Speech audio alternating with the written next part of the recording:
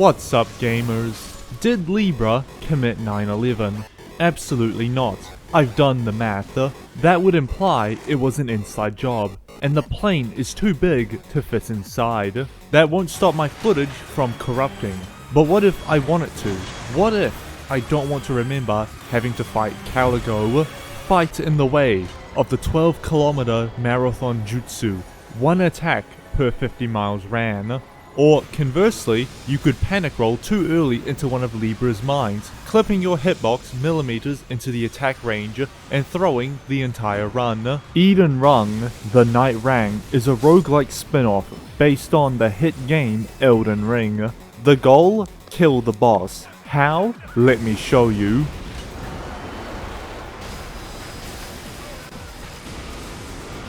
Pure meticulous planning. Honestly, my own fault. I should have timed my rolls better. To start, we enter the round table hold. Here, you can meet your colorful cast of playable characters. As of writing this video, there are 8 characters called Nightfarers, each with their own passive, skill, and ultimate ability. These abilities can range from absolutely broken to here's how you can unbound your keybind. Wilder. Fear the old man, in a profession where the young die. Wilder is not the old man. By the time you've actually looted the boss, he's already gone.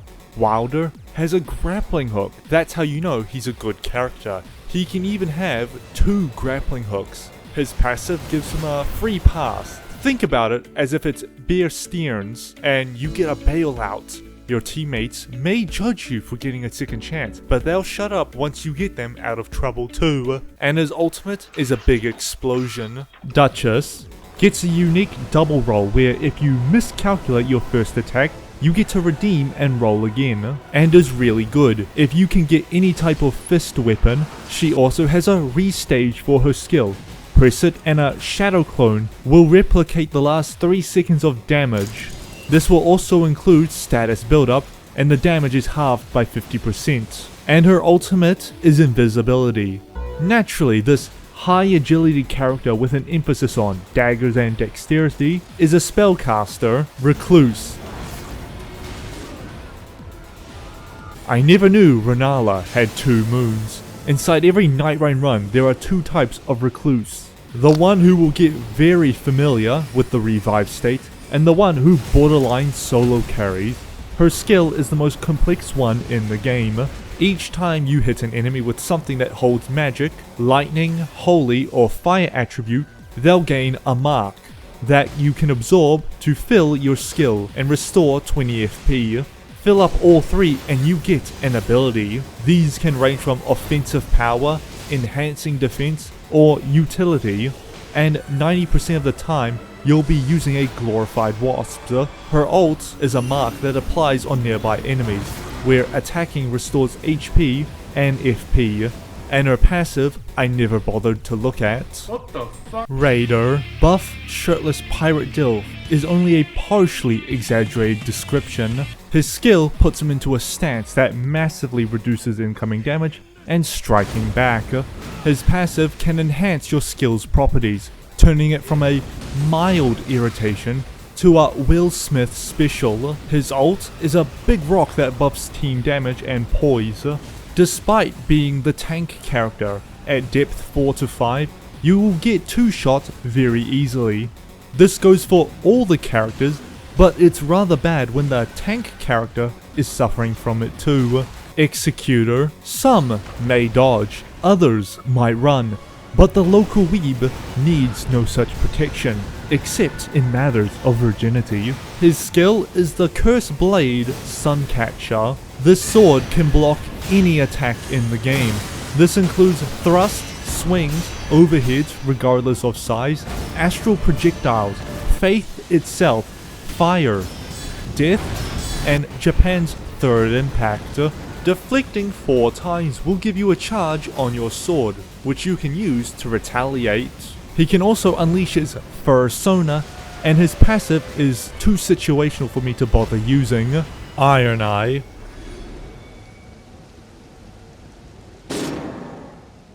Hands down the most overtuned character. Disgustingly so. I don't play Iron Eye because I really like his bow gameplay. No, we play Iron Eye for optimal performance. His skill is a dash that marks an enemy, boosting damage against them by 10%. It acts as a bleed prop. After doing enough damage, lets you dodge, and if you get a certain relic, you start shredding, and relics can give you 2 of these. His ult, a big arrow. Guardian. Imagine your entire race was brutally massacred and you're the only surviving member, forever to live, with your wing crippled forever, barring you from true flight. And then forgiving them because they make for a good reading partner. I can probably guess the book. Guardian's passive isn't a passive. You hold your shield up and roll and you'll enter this special blocking state, where incoming attacks deal significantly less stamina damage, the trade-off being continuous stamina drain. His skill is a whirlwind. Charging it enhances the skill, and his ultimate, you dive bomb onto the ground and revive any players near the landing zone. Revenant. Reject faith, embrace rock and stone. Revenant's one saving trait is her scaling in faith. Her passive is RNG. You could resurrect the strong opponent, or midget number 32. Her skill lets her pick between 3 summons, a small one you'll never lose, a medium one that is not useless, and a big one that can't move. But rest assured that they will all die in 2 hits. Her ultimate is a mass resurrection. Any summons on the field will perform a special attack. Don't worry, it does no damage. These are your Nightfarers. Each one can be found at the Round Table Hold. Here you can talk to the NPCs, queue for matches, do quests, and sell and equip relics, which you obtain at the end of your match. Relics are color coded with 3 different relic types. The bad ones, and the good ones. All relics are completely randomized, and even better, some relic effects are so powerful they define the entire meta. Others shouldn't see the day of light, which is most. The customization is not very expressive. This also goes for the map, but I personally don't mind mastering a set map with random layouts. Character customization. +2 holy damage, FP restoration on whip attacks, improved death blight resistance. Unless I'm running a power stance whip holy build against nothing but Wormface, then I'm not really feeling the build. There are character unique relic effects, ranging from why this is not in the base kit, to why can't Iron Eye stop winning. Now, I'm not a game designer, but the progression feels like I'm just upgrading numbers instead of properties. Allow me, if even for a brief moment, to ascribe you the many neurotic thought out properties I wish relics had. Weapons follow a similar pattern to relics, but are only there for the match, and will have an effect. These effects do stack in some areas like damage, but defensive effects follow the order of highest bidder. So while 3 weapons each buffing sorceries will stack, defensive effects will only pick the highest effect for their respective conditions. You collect these weapons by looting chests and fighting bosses. Such memorable and fun bosses like the Royal Revenant, Black Blade Gargoyle, Deathrite Bird, all 3 variants of the Tree Sentinel, plus the Ugly Tree Spirit, and the one part of the DLC they added before the actual DLC. Exploring and defeating bosses will drop these little orbs. Inside these orbs are weapons, perks, and buffs, color coded to common, rare, and legendary, and autistic for special mode. These orbs will most likely dictate what you'll be using throughout your run, and every boss will drop one, from the ones found wandering to the ones guarding ruins. Certain powerful enemies will also drop these orbs. Various ruins and churches will be scattered throughout the map. Ruins are easy to clear and get those first couple levels, but afterwards the runes become less potent. Churches contain items and healing flasks, but no runes, and bosses are the most time consuming but offer the most runes and best rewards.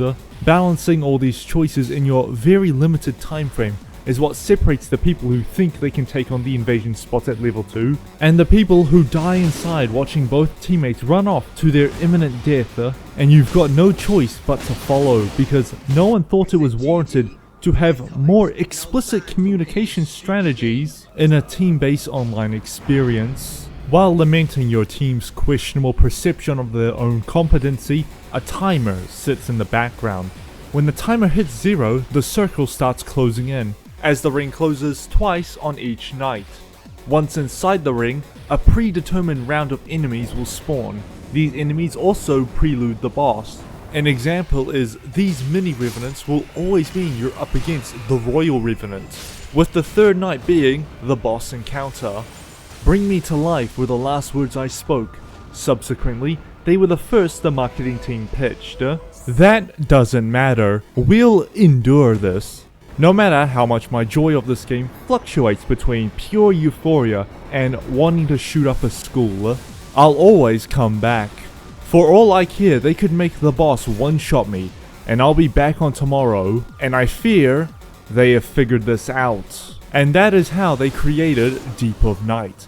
Deep of Night is Nightreign's hardcore mode, spanning 5 levels called Depth, bringing a few big changes compared to the normal version. Enemies deal more damage and are tankier, and get progressively stronger with each depth. On semi-rare occasions, enemies will spawn as red enemies. These bastards drank the Kool-Aid, becoming even stronger. They will one-shot you if you're not careful. This only affects enemies on the map, and not the Night Lords or the Night Boss. These enemies can drop weapons on death, and if they're an enemy that drops an orb on death, it will be a red orb. Weapons in Deep of Night are slightly different, as they can now have up to 2 passives and 1 drawback. Most of these drawbacks are worth it if the weapon is good, except this one. This one is evil. Some of these passives are worthless, and you'll spend the entire run with mismatch abomination of passives that do nothing. Why yes, I would love to have another damage negation on charge spells for my melee scaling character, or get Black Flame on charge attack and nuke the entire game. Will it save you from getting roll caught by Hiloster? No. At the end of each run, whether from success or failure, you get some relics.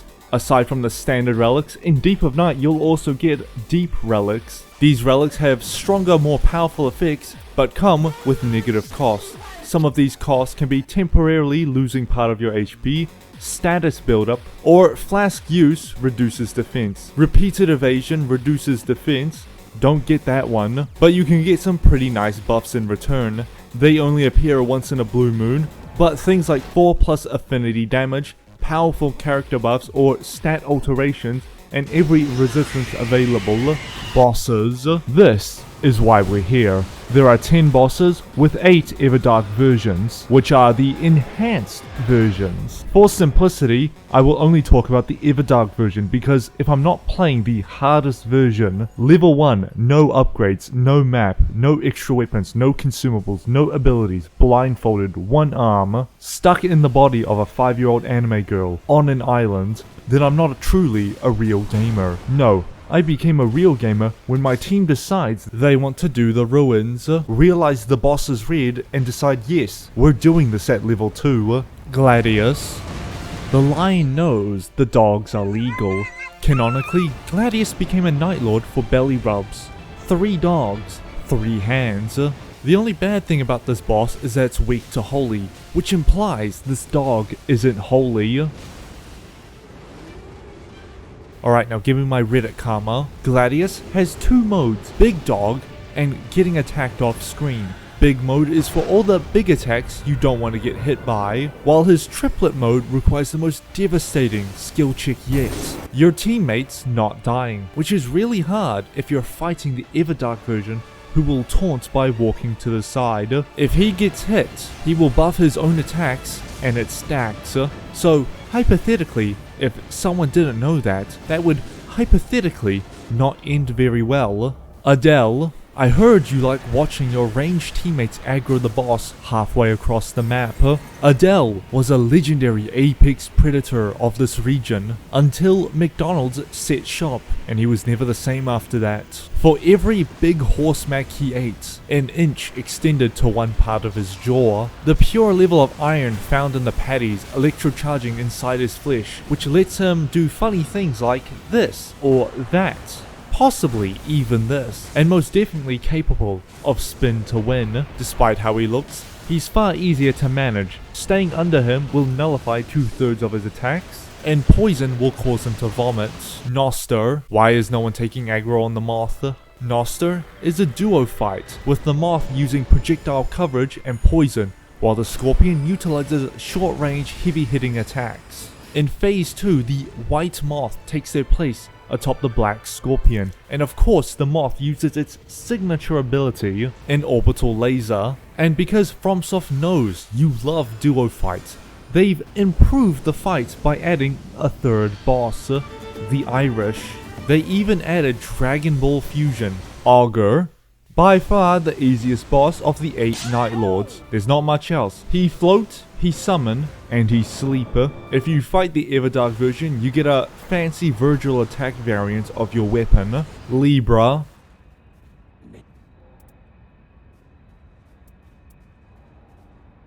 Libra is a demonic alchemical goat man, and like real goats, their motives are not comprehensible to the human condition, but nonetheless enamor the cerebrum. The only thing you have to fear is this. When Libra enters a meditative state, in order to break it, you have to destroy all the sigils, or use your ult. That does stagger damage. When you do that, he will get a little frustrated. It's really hard to detect, but the subtle animation really indicates an obtuse desire to rip your skull off and use it as a pipe bomb. This is the weakened version. Everdark Libra, trash, not fun, awful, doesn't require skill, bad design, not good, and amazing boss. Really requires a deep understanding of his mechanics. Only people bad at the game think this boss is bad. Fulgur.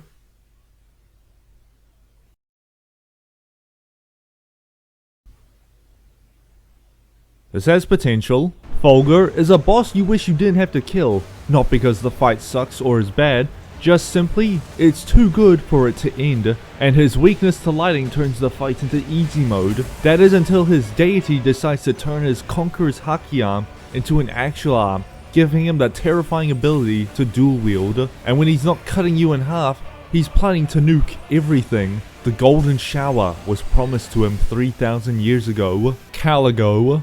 FromSoft truly have innovated from their previous games. The Stake of Marika was one such design choice, and now they've gone further beyond. Instead of having to run back to the boss, you have to run back to the boss, because the white man can jump multiple times. Sometimes I'm able to get one attack in before it flies off, and her Everdark is a reskin. Even though half this fight is running to the boss, best boss fight in the game, if only due to the music. Hiloster. Within the confines of his skin lies only the darkest of mankind's secrets. Hiloster is technically the final boss, an avatar of the night, and much like the night, it never ends. You'll be dodging and attacking, dancing along, and just when he stops, he pulls a fast one on you. He also splits the sky apart. Each boss has a weakness which is listed as an icon on the UI. These weaknesses can cancel out powerful buffs the boss perform, and act as a means of quick damage. Doesn't even matter the rarity type. A low tier weapon that inflicts holy will incur the same weakness effect as a high tier weapon. Events. I forget some of them exist, except when Libra takes a third of my health. I have encountered this event disproportionately compared to every other event, and I only recently learned that a meteorite event can occur 4 months after the game's released. The biggest of these events are the Shifting Earths. Shifting Earths are uniquely powerful events that alter a corner of the map. There are 4 in total, which include a volcano, Night City, Frostbite, and No One Likes You, with each new area containing their own special reward. The mountain is a Christmas getaway filled with the shortest of kings, trolls and dragons. That is until you keep scaling up the mountain and hit the continuous frostbite blizzard. At the top of the mountain lies the favor of the mountain, which does nothing for 7 out of the 8 bosses. It will give you resistance to frost buildup and reduce frostbite damage while also buffing your attack by 15% when frostbitten. The Rotten Woods are a cancer-ridden dispatch where the entire area builds up scarlet rot on you. Near the corner end of the woods lies a big castle which will lead you to the favor of the Rotted Woods, which you can ignore because it will always spawn in the exact 3 same places. The Rotted Wood powers give you immunity to rot and gives you a post restoration on attacks and boost your health. Noccoletto is the best. Upon entering, you have 2 paths, the boring path and the cool one. Always take the cool one, as that takes you to more rewards. Both will lead you to Estelle. After killing the deformed fetus, you get Noccoletto's Blessing, which is a one-time resurrection on Team Wipe. The volcano doesn't have a buff, but instead a forge that can upgrade any weapon to legendary, found at the bottom of the volcano, and screw the gargoyle. There are other events, but they either are too infrequent to list, or I haven't got footage of it. Truly a FromSoft experience. Spend 4 months playing, miss half the content. Or in my case, they release DLC which includes a new map, which I can describe as break the crystals to raid either one of these castles. 2 new bosses. One is close to one of the best bosses and the other is a worm. With 2 new characters, one being a freaky nun, while the other can output the same damage as Recluse without FP. As assured, the sweatshop never stops production. You all have a heart of gold that holds no soul, and enjoy your next video.